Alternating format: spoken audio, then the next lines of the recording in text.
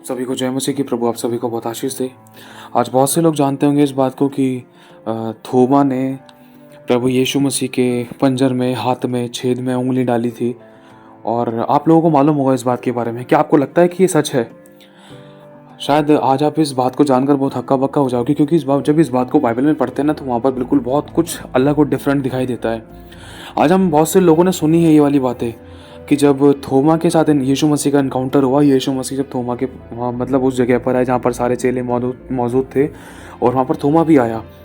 तो जब यीशु मसीह वहाँ पर प्रकट हुए तो यीशु मसीह ने थोमा से कहा तुम उन सभी चेलों से कहा तुम्हें शांति मिले। तो उस समय यीशु मसीह ने आते के साथ ही थोमा से कहा कि ले आजा, मेरे पंजर में उंगली डाल, मेरे हाथ के छेद में उंगली डाल, और अविश्वासी नहीं विश्वासी बन। ये सारी बातें तो हम जानते हैं, लेकिन आज हमारा सबसे बड़ा क्वेश्चन ये है कि क्या सच में थोमा ने उंगली डाली थी या नहीं डाली थी। आज हम बहुत सारी फोटोएं भी देखते हैं, पिक्चर्स देखते हैं कि हाँ, थोमा नाम के एक व्यक्ति ने यीशु मसीह की कोई छाती में उंगली डाल रहा है या हाथ में उंगली डाल रहा है, ऐसी पिक्चर्स देखें। क्या सच्ची है? देखो, एक चीज़ आप प्रभु का आत्मा यहाँ कहना चाहता है, हर चीज़ को हमें वचन से टेस्ट करना है, वचन से जरा परखना है, चेक करना है कि क्या सच है क्या नहीं। क्योंकि कई बार शैतान भी बहुत सारी बातों को भरमाकर मतलब सामने परोसता है, पेश करने की कोशिश करता है।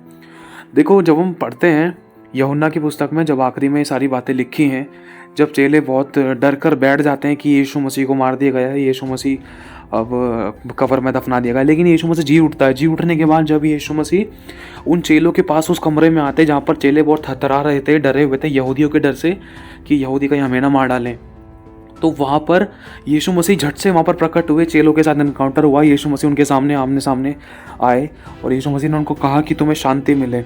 फिर उस समय कितने चेले थे? उस समय टोटल 10 चेले थे। तो इसमें से एक थोमा नहीं था, दूसरा यहूदा इस्करियोती नहीं था जिसने यीशु मसीह को पकड़वाया था चुम्बन देकर। तो ये दोनों चेले वहाँ पर मौजूद नहीं थे। तो वहाँ पर टोटल 10 चेले थे, और जब 10 चेले थे तो उस समय वो सारे डरे हुए, बहुत घबराए हुए थे। तो यीशु मसीह ने आते के साथ ही कहा कि तुम्हें शांति मिले। जैसे यीशु मसीह ने प्रोफेसी की, तुम्हें शांति मिले, तो वो सारे आनंद से भर गए और यीशु मसीह को देखकर बहुत आनंदित हुए और सारा डर उनके अंदर से निकल गया। बहुत प्रफुल्लित हुए, मगन हुए, और यीशु मसीह ने उनको वरदान दिया, पवित्र आत्मा उनके ऊपर उसी समय फूका। 10 चेलों को उसी समय यीशु मसीह खुदावा आपने खुद ही उनको पवित्र आत्मा दिया। सिर्फ 10 चेलों की बात हो रही है। तो उस समय यीशु मसीह पवित्र आत्मा देकर, उनको अधिकार देकर, जिसके पाप तुम क्षमा करो उनके पाप क्षमा कर दिए गए, जिनके पाप तुम रख दो उनके पाप रख दिए गए हैं। फिर उसके बाद यीशु मसीह वहाँ से चले गए, और जब बाद में वहाँ पर थोमा आता है, वो 10 चेले आनंदित और मगन होते हुए दिखाई देते थोमा को, और वो चेले बोलते हैं कि देख, अभी हमने तो प्रभु यीशु मसीह को देखा, वो जी उठा है, वो सच में जीवितों का परमेश्वर है, वो जी उठा है और वो हमें दिखाई दिया है, वो ने हमें अपने आनंद से भर दिया। बहुत सारी बातें वहाँ चेलों ने थोमा को बोली, और थोमा ने इन बातों पर विश्वास नहीं किया। थोमा ने छूटते के साथ ही एक बात बोली कि मैं तुम्हारी बात को नहीं मान सकता, जब तक मैं यीशु के पंजर में उंगली न डाल लूँ या उसके हाथ के छेद में उंगली न डालूँ, तब तक मैं विश्वास न करूँगा। ठीक है, तुम चाहे कुछ भी बोलते रहो। तो ये वाली बात यीशु ने सुन ली। यीशु तो आत्मा है, यीशु परमेश्वर है, यीशु वचन है, वो सब कुछ है। हालांकि यीशु वहाँ पर मौजूद नहीं था, लेकिन यीशु सब कुछ सुनता है। लिखा है वो धर्मियों की दुहाई पर कान लगाता है। लिखा है जब दो व्यक्ति आपस में बात करते, दो धर्मी आपस में बात करते हैं, तो यहोवा वहाँ मौजूद होता है। हालांकि यीशु प्रकट रूप में वहाँ पर नहीं था, लेकिन वो वाली बात थोमा की यीशु ने सुन ली थी।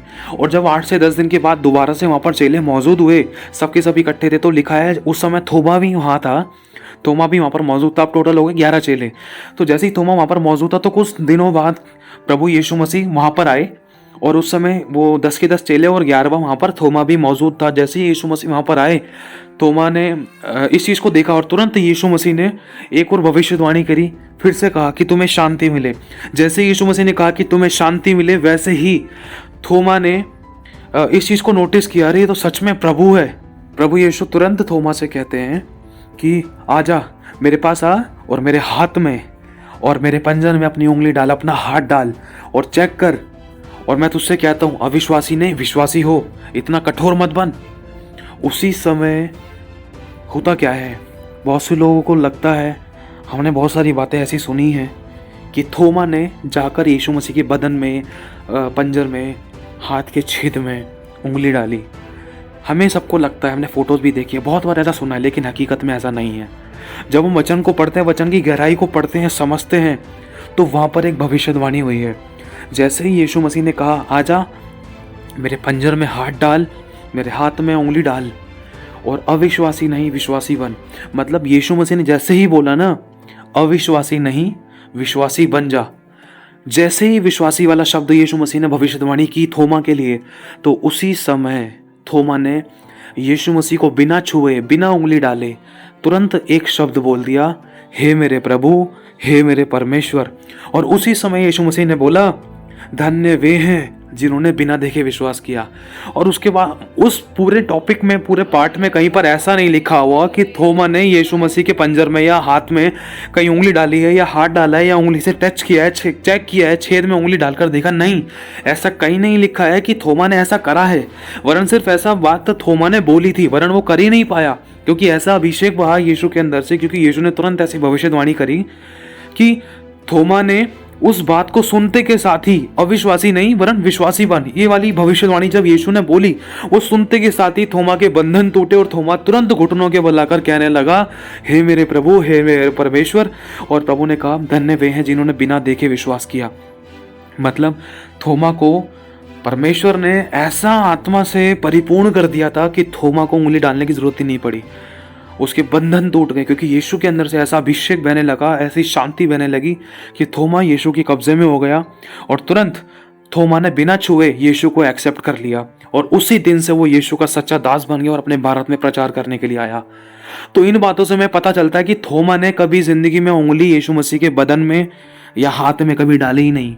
हालांकि थोमा ने बोला था कि ऐसा करूंगा, लेकिन जब यीशु आया तो वो हक्का बक्का रह गया, वरन भविष्यवाणी प्रोफेसी के द्वारा उसके बंधन टूट गए जो यीशु मसीह ने उसके लिए करी। और वो बिना छुए ही, यीशु मसीह को बिना छुए ही, यीशु मसीह के पंजर में बिना उंगली डाले ही विश्वासी बन गया और तुरंत घुटने टेक कर कहने लगा कि हे मेरे प्रभु, हे मेरे परमेश्वर। कहाँ वो प्रभु मानता नहीं था, परमेश्वर मानता नहीं था, लेकिन जैसे ही उसने ये वाली बात सुनी यीशु मसीह की, अविश्वासी नहीं वरन विश्वासी हो, तुरंत ऐसा अभिषेक बहा यीशु मसीह, वो तुरंत अविश्वास वाला व्यक्ति वो विश्वास में बदल गया, विश्वासी में बदल गया। मैंने तुरंत कहा कि हे मेरे प्रभु, हे मेरे परमेश्वर। कैसे? बिना छुए। मैं फिर से कहना चाहता हूँ, ये बिना छुए प्रभु के आत्मा के द्वारा थोमा के अंदर से आकर प्रभु यीशु मसीह को अंगीकार करके कहा, विश्वास करके कहा, वो भी बिना पंजर में उंगली डाले कि हे मेरे प्रभु, हे मेरे परमेश्वर।